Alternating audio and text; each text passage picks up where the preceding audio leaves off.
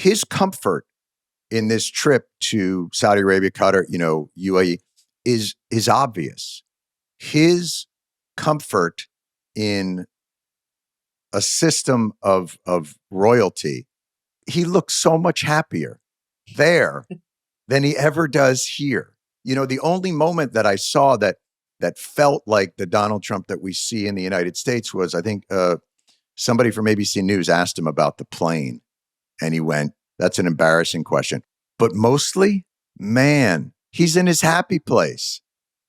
Monarchy, I think, is his happy place. I think in some respects is America, this constitutional republic that has survived 250 years and built itself up over myriad difficulties and all these, the tumult of world wars and everything else.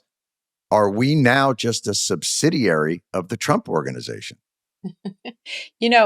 Certainly in the Middle East, he is in his preferred aesthetic. There is enough gold everywhere to satisfy him. But I think you're right. He essentially does not subscribe to the basic principles in our Constitution. And in fact, he was directly asked about this in a television interview a couple of weeks ago. And Meet the Press, Kristen Welker.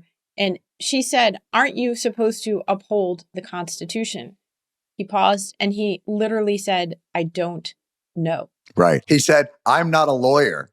I mean, they were talking specifically, I think, about due process for these immigration cases. And he said, "I'm not a lawyer." I think he's shrewder than that. I think what he is doing is doctor shopping lawyers.